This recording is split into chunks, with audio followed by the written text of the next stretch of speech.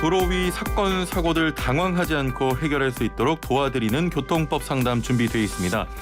안전하다고 생각했던 아파트 단지 내에서도 해마다 교통사고가 반복되고 있습니다. 지난달에도 아파트 놀이터로 돌진한 차량 때문에 놀이터에서 놀던 아이들이 다치는 안타까운 사고가 있었는데요.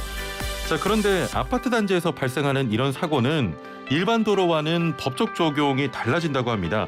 사망사고가 발생해도 이 12대 중과실 대상이 되지 않는 경우도 있다고 하는데요. 왜 그런 걸까요? 자세한 내용 함께 짚어보겠습니다. 자, 방송 들으시면서 교통사고나 또 교통법률과 관련해 궁금한 점 있으시면 단문 50원, 장문 100원의 유료 문자로 보내주시면 저희가 그런 고민들 해결해 드리도록 하겠습니다.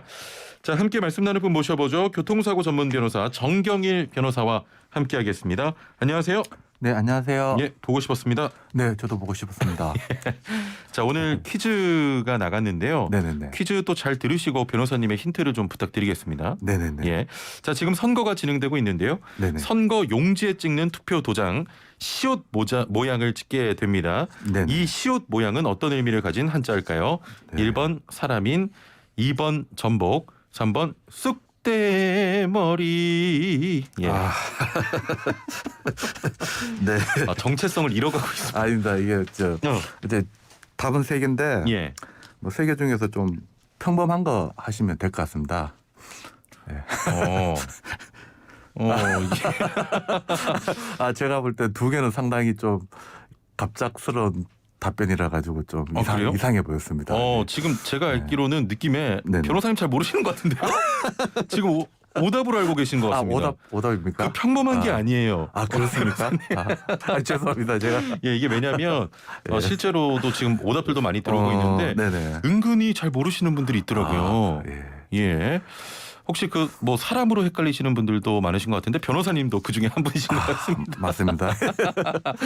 자, 6118번님 선물 잘 받았습니다. 고맙습니다. 그렇게 선물 받으신 분들도 소식 좀 전해주세요. 라고 하셨네요. 아유, 감사드리고요. 저희가 또 선물 잘 받았다고 문자 보내주시면 또 함께 이야기 나눠보겠습니다. 3562번님 지금 투표하고 집에 가는 길에 슬기로운 라디오 생활 들어요. 시민의 한 사람으로서 모두 투표하셨으면 좋겠습니다. 슬기로운 라디오 생활 청취율 1위 파이팅 하셨고요. 유튜브로 이늘푸른님께서는 이동영 작가 언제 나오나요? 왠지 오늘 동접자 수가 많다 했더니 제가 아니라 이동영 작가 보러 오신 것 같습니다. 오늘 좀 동접자가 많아서 오늘 왜 그러지 했는데 이동영 작가를 좀 보러 오셨나 봐요. 이동형의 개표 그 정면승부 특집 방송은 오늘 오후 6시부터 9시까지 유튜브 동시 진행합니다. 저도 나오는데요. 출연은 아니고 저 스튜디오 바깥쪽에서 구경하러 나옵니다. 참고해 주시고요. 자, 변호사님 본격적으로 좀 말씀 나눠보겠습니다. 네네네. 아파트 단지의 경우 안전한 장소라고 생각을 했는데 네네. 해마다 좀 교통사고가 발생한다 이렇게 접했습니다. 네. 어떤 사고가 발생하는 겁니까? 네, 제가 힌트는 잘 못 드렸는데 예. 답은 좀 제대로 하도록 하겠습니다. 예. 네, 아파트 단지 내 사고 통상적으로 도로교통법상 도로가 아닌 경우가 많습니다. 예. 그래서 공식적인 통계도 잘 잡히지도 않고 뭐 결국 보험 개발원 자료하고 보험사 통계 자료 따르면 전체 교통사고 중 도로 아닌 곳에서 발생하는 사고가 약 16.4% 정도고 예. 그 중에서 아파트 단지에서 발생된 사고가 48.7% 약 한 절반 정도 됩니다. 그렇군요. 또 그 중에서 등하교와 출퇴근 시간이라 볼 수 있는 7시에서 9시 그리고 오후 4시에서 6시에 집중적으로 일어나는데 예. 55.2%가 아파트 단지 내 사고에서 절반 이상을 차지하고 있습니다. 뭐 사고 유형 본다면 차대차 사고보다는 차대 보행자, 뭐 차대 자전거와 같은 교통약자 사고 발생 비율이 높고 또 음주 무면허 사고도 빈번히 발생되고 있습니다. 예. 그리고 또 이와 같은 아파트 단지 내에서는 무면허 운전을 해도 사고 발생 안 하면 처벌받지 않으니까 아파트 단지 내에서 운전 연습하는 경우도 있습니다. 예. 잠시만요. 네네. 아파트 단지 내에서 음주운전을 해도 처벌이 안 된다고요? 아니요. 무면허 운전. 무면허 운전을? 네네네. 이제 무면허 운전을 해도 예. 사고 안 나면 무면허 운전으로 처벌받지 않습니다. 아 그렇습니까? 네네네. 예. 그래서 실제로도 아파트 단지 내에서 운전 연습을 많이 합니다. 위험한데. 네, 하시면 안 되죠. 그러다가 예. 실제로도 2019년 12월경에 아파트 단지 내에서 운전 연습하다가 보행자에게 심각한 사고를 발생시키고 차량 3대까지 파손시킨 사건도 있었습니다. 아 예. 네. 이와 같이 아파트 단지 내는 도로교통법상 도로가 아니니까 통계가 안 잡히고 그러니까 위험 실태에 대해서 제대로 된 조사가 안 이루어지고 예, 그러니까 위험 요인에 대한 대처도 못 합니다. 결국 악순환만 계속 지속되고 있습니다. 아니 아무래도 아파트 단지 내에서는 아이들이 좀 뛰어다니고 네. 더 어린 아기들을 이렇게 좀 유모차 같은 데 태워서 많이 돌아다니잖아요. 네, 맞습니다. 무면허로 한다니까 네. 굉장히 좀 걱정이 됩니다. 법의 사각지대라 볼 수 있죠. 예. 아니 단지 내에서 일어난 교통사고의 경우 가해자의 처벌 기준은 어떻게 됩니까? 일반 도로와는 지금 다르게 적용이 되는 거죠? 네, 결론부터 이야기 드린다면 예. 똑같이 적용되기도 하고 다르게 적용되기도 합니다. 네, 통상적으로 뭐 아파트 단지든 뭐 일반 도로이든 관계없이 교통사고 처리 특례법에 따라서 5년 이하의 금고 등 2천만 원의 벌금형이 처해집니다. 예. 다만 부상사고 같은 경우에 아파트 단지 내 도로가 도로교통법상 도로라면 마찬가지로 도로에서 난 교통사고가 같이 취급되기 때문에 예. 뭐 별다른 이슈가 되지도 않습니다. 하지만 아파트 단지 내 도로가 아닌 경우에는 운전자가 종합보험에 가입돼 있으면 예. 보험 처리로 끝나고 별도 형사처벌 받지 않습니다. 사망 같은 경우를 보더라도 사망이나 중상해 같은 경우에는 아파트 단지 내 도로가 도로이든 아니든 예. 형사처벌 받습니다. 하지만 이와 같이 도로가 아니게 된다면 12대 중과실이 아니기 때문에 실제 법원에서 형을 선고할 때 양형 기준에서 가중 사유로 참작할 수 없습니다. 예. 결국 아파트 단지 내에서 발생된 사망 중상해 사고는 도로에서 발생된 사고보다 결과적으로 더 보호받지 못하는 것이 됩니다. 예. 아니 이 부분을 좀 먼저 짚고 가야 될 것 같아요. 그 도로와 도로가 아닌 기준은 어떻게 정해지는 겁니까? 네, 맞습니다. 아파트 단지 내에 있다면 지금 도로가 아니다 이런 것 같은데요. 네네. 먼저 도로 개념 정의부터 이야기가 돼야 되는데 예. 먼저 도로는 도로교통법 2조 1호에서 정하고 있는데요. 도로법에 따른 도로 그리고 유료도로법에 따른 유료도로 농어촌 정비법에 따른 농어촌 도로 그리고 마지막으로 일반 조항으로 두고 있는 것이 그밖에 불특정 다수의 사람이나 차량이 자유롭게 통행할 수 있는 공간을 말합니다. 예. 그렇다면 아파트 단지 내 도로가 되기도 하고 안 되는 경우도 있는데 아파트 단지 내에 차단기가 설치되어 있거나 뭐 관리인이 외부 차량 출입을 통제한다. 예. 이러면 도로교통법상 도로가 아닙니다. 뭐 출입이 자유롭게 돼 있다라고 한다면 아파트 단지 내 도로는 도로에 해당되죠. 예. 이런 부분 때문에 결국 사고 나더라도 처벌 받기도 하고 안 받기도 하는 문제가 발생됩니다. 예.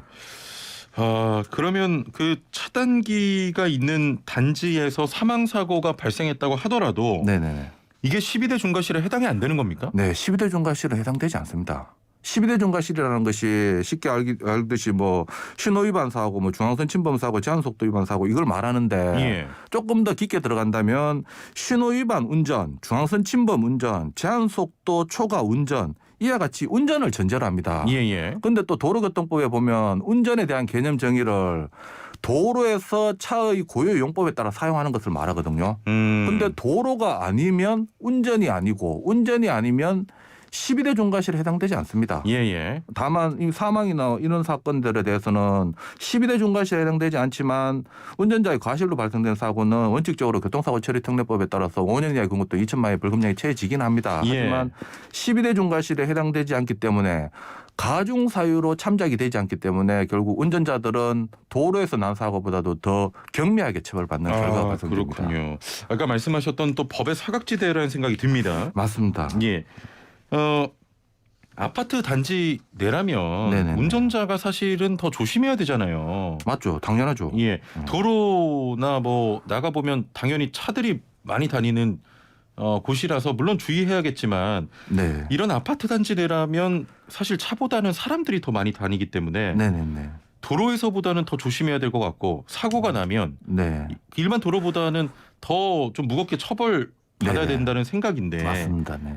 이게 왜 문제가 이게 왜 이런 결국은 겁니까 이게? 처벌을 하려면 처벌할 수 있는 근거 규정이 마련돼 있어야 되는데 예. 뭐 12대 중과실에 해당된다면 거기에 따라서 가중처벌하고 그것도 안 된다면 뭐 특별법을 만들어서 가중처벌하고 있잖아요. 예. 최근 법들 보면 윤창호법도 만들어지고 뭐 민식법도 만들어지고 하는데 지금 문제는 이와 같은 윤창호법 같은 경우 음주운전 여기에 대해서 음주운전을 안 되니까 가중처벌한 것이고 또 예. 민식법도 어린이 보호구역 12대 중과실로 안 되니까 또 가중처벌한 것인데 예. 지금 아파트 단지 내 사고는 12대 중과실 유형에 포함되지도 않습니다. 아예 운전이 아니기 때문에. 예. 이런 부분이 가장 큰 심각한 문제고요. 결국 이런 문제 해결하려면 아파트 단지 내 도로를 도로교통법상 도로로 뭐 편입시키거나 사실 이와 같이 편입시키려면 또 사적 자치의 영역이 침해된다라는 문제도 있기 때문에 이와 같이 도로로 편입 못 시킨다면 도로 외 구역에 발생된 사고도 뭐 운전자들이 종합범에 가입돼 있어도 처벌할 수 있는 근거 규정 마련이 필요해 보입니다. 야 변호사님 저 듣다가 좀 궁금한 게 있는데 네네네. 지금 사적 자치라고 말씀하셨는데 네. 이게 저 아파트 단지 내 도로를 일반 도로로 편입시키는 게 그렇게 어려운 문제입니까? 이제 그렇게 돼버린다면 예. 기존의 아파트 단지 내 도로는 그 아파트 입주자 회의에서 자치적으로 자기들이 사적 자치에 따라서 관리할 수 있었던 것이 이제 경찰의 어떤 횡단보도나 이런 도로교통법이 적용되게 된다면 예. 어떻게 간섭으로 볼 수도 있죠. 이런 부분 때문에 간섭으로. 법의 보호를 받는다는 것이 좋은 면도 있지만 나쁜 면도 있기도 합니다. 예. 이런 부분 때문에 뭐 도로로 뭐 무작정 편입시키자라는 부분은 한계도 있긴 있습니다. 아, 실제로 이런 목소리들은 나오고 있습니까? 네, 나오고 있습니다. 실제로도 도로교통법상 아파트 단지 내 도로를 도로교통법상 도로를 편입시키자는 주장도 있고 또 입법안도 많이 있었습니다. 실제 다 폐기돼서 그렇지 또 아파트 단지 내나 도로 외 구역에서는 보행자를 보호할 의무 근거 규정을 마련해서 위반하면 형사처벌하도록 하자라는 입법안도 있었는데 실제 지금까지 만들어진 것은 하나도 없습니다. 아, 예. 그 애플리케이션으로 저희 슬라생 좀 오랜 애청자 분이신데요. 주니찬이 파파님께서 아니 그럼 도로가 아닌 곳에서 술 먹고 핸들 잡으면 운전이 아니니까 음주운전이 아니란 말인가요?라고 하셨거든요. 아, 좀 화나신 것 같습니다. 예, 딱 하나 12대 중과실 중에 제가 이야기를 조금 빠뜨린 게 있는데 12대 중과실 중에서 지금 유일하게 음주운전만 도로 아닌 곳에서 하면 형사처벌 받을 수 있도록 근거 규정이 마련됐습니다. 예. 지금 이거 하나 빼고는 다 12대 중과실 나머지 11개 항목은 도로교통법상 도로가 아니기 때문에 처벌 대상이 안 됩니다. 좀 말씀 정리해 보면 그 아파트 단지 내에서 음주운전은 12대 중과실에 포함이 되는군요. 네, 포함되고 해서는 안 됩니다. 도로이든 아니든 음주운전은 처벌 대상입니다. 하지만 절대 하지 마십시오. 네, 다른 12대 중과실은 도로 아닌 곳에서 하면 12대 중과실이 아니기 때문에 12대 중과실로 인한 형사처벌은 받지 않습니다. 예. 도로로 해당되지 않는 상황이고 반대로 오래된 아파트의 경우 차단기나 경비원의 관리가 없는 곳들도 있는데 주차장에서 차량끼리 부딪히는 경우는 뭐 흔하잖아요. 이런 경우도 도로 위에서의 교통사고로 처리가 안 됩니까? 네, 문제는 주차장이 도로이냐 아니냐가 문제가 되겠죠. 결국 도로가 아니기 때문에 도로교통법 적용 안 되고요. 뭐 사망 중상해 사고 아니면 보험 처리로 끝나고 형사처벌 받지 않습니다. 이런 부분 때문에 경찰에 신고해도 뭐 대부분 자동차 보험 드셨죠? 그러면 보험 처리하세요라고 말하는 것이 현실이에요. 그렇군요. 알겠습니다. 아파트 단지 내 교통사고가 해마다 반복되고 있습니다. 단지 내 그 뭐 교통 표지판을 만들기도 했는데 어떤 부분이 좀 더 필요하다고 보세요? 네, 결국은 여기에 대해서 어떤 제도도 마련할 것이 필요하지만 처벌도 될 수 있도록 마련할 필요성이 있어요.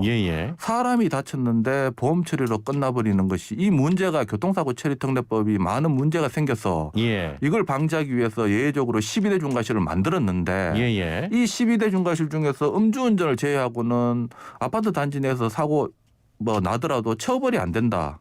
이런 문제 방지하기 위해서는 12대 중과실에 해당되는 유형의 사고는 아파트 단지 내에서 발생됐더라도 처벌할 수 있도록 근거 규정을 마련하거나 아니면 아까 이야기 드린 것처럼 아파트 단지 내 도로를 도로로 편입시켜서 똑같이 취급해서 처벌할 수 있도록 할 필요성도 있어 보입니다. 알겠습니다.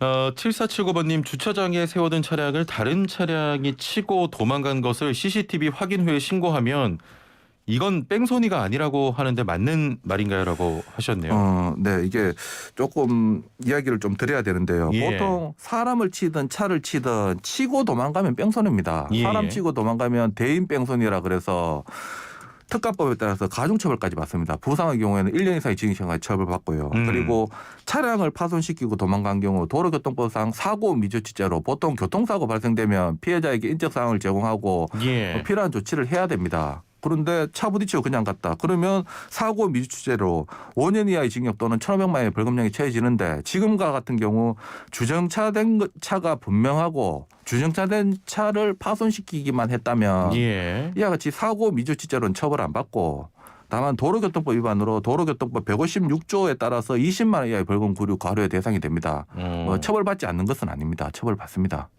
처벌은 받는데 뺑소니라고 보기는 좀 어렵단 네. 말씀이시죠? 사고 미주치 뺑소니로 처벌 안 받고 도로교통법 예. 위반으로 약하게 그렇군요. 처벌받습니다. 예.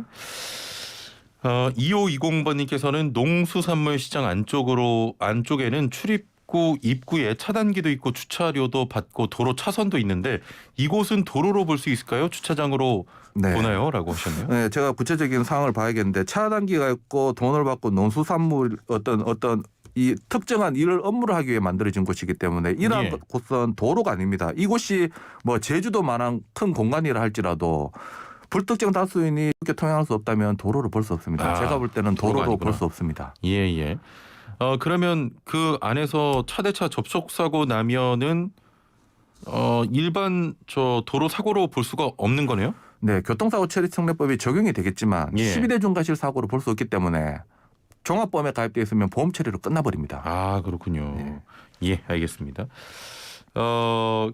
애플리케이션으로 KBS로 시작하는 분께서는 그냥 아스팔트 깔렸으면 다 도로로 합시다라고 하셨는데 네, 만약에 맞습니다. 아스팔트가 깔린 것을 다 도로로 하면 문제가 좀 심각해집니까? 그렇죠. 아스팔트가 깔려 있더라도 뭐 자유롭게 통행할 수 없는 곳까지 도로로 봐버린다면 예. 사적 자치의 영역이 침해될 수도 있고 어떻게 보면 본인들이 어떤 자치적으로 할 수 있는 규율에 대해서 경찰력이 개입될 수 있는 부분이 발생될 수도 있습니다. 예. 3432번님 제 옆을 지나던 버스가 갑자기 제 앞으로 들어오고는 정지해 버렸습니다. 사고를 피하려 했지만 갑자기 차선을 변경하고 들어와 멈추지 못하고 추돌을 했습니다. 공제조합에서는 버스는 앞에 있었고 멈췄는데 저는 왜 멈췄냐며 저에게도 일부 과실이 있다고 합니다. 네네네. 자, 그리고 버스는 긴급 제동장치 때문에 멈춰서 제가 과실이 더 많다고 이야기합니다. 예. 억울하고 답답한데 긴급 제동장치 때문에 멈췄으면 버스 과실이 하나도 없는 것인가요?라고 하셨네요. 네, 아니죠. 뭐 긴급 제동장치 때문에 멈췄던 자기가 뭐 운전 미숙으로 멈췄던 거기에 대한 과실은 똑같고요. 예. 지금 긴급 제동장치로 멈췄다는 말은 앞 차량하고 부딪힐 것 같으면 긴급 제동장치가 작동합니다. 근데 차로 변경했다는 말은 차로 변경하기 전에 그 차량 앞차하고의 긴급 제동장치가 작동하고 차로 변경하고 그 제동장치가 제대로 작동해서 멈춰버린 것으로 보이는데 예. 이와 같으면 결국 본인이 운전을 잘못해가지고 멈춘 것이고 급차로 변경 후 급정지나 마찬가지인 사안입니다.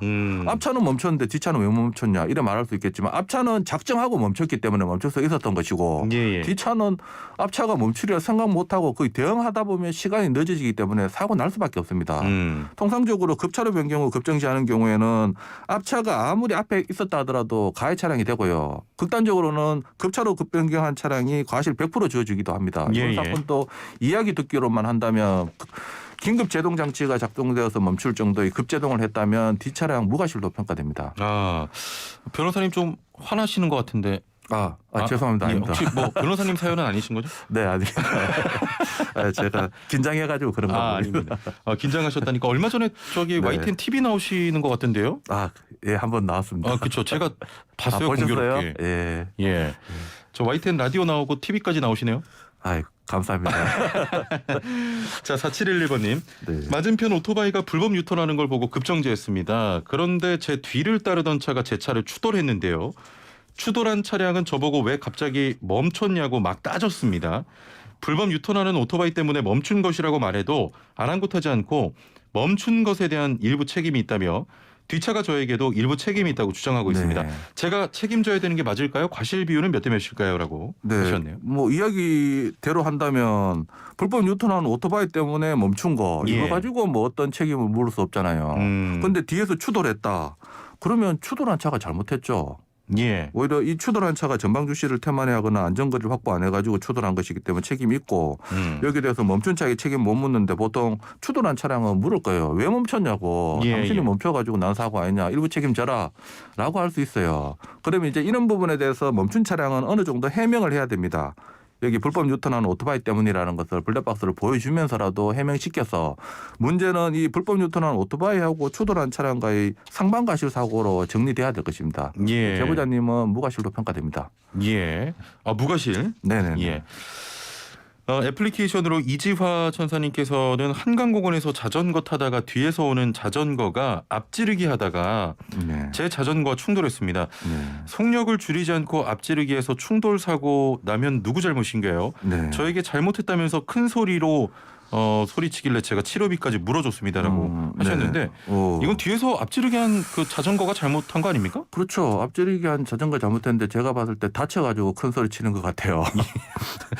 다쳐가지고 큰 소리 치는 것 같은데 아무리 본인이 다쳤다 하더라도 본인이 잘못했으면 여기에 대해서는 또 하다못해 뭐 뒤에서 앞지르기 하다가 사고가 났다면 앞지르기 한 그 자전거가 전적으로 책임져야 될 것이에요. 예, 책임을 또 이런 부분에 대해서는 나중에 뭐 또 보험 처리도 일상생활 책임 보험으로 처리도 가능합니다. 또 최근에는 각 지방자치단체에서도 자전거 보험이 잘 마련되어 있습니다. 이것도 한번 알아보시고 뭐 일단은 책임질 부분은 아닌 것 같고 이 부분에 대해서 보험 처리가 필요하다면 일상생활 책임 보험이나 뭐 각 지자체단체에서 가입한 자전거 보험도 한번 알아보시길 바랍니다. 예, 알겠습니다. 자, 오늘 말씀은 여기까지 듣도록 하겠습니다. 감사합니다. 네, 감사합니다. 네, 정경일 변호사와 함께했습니다.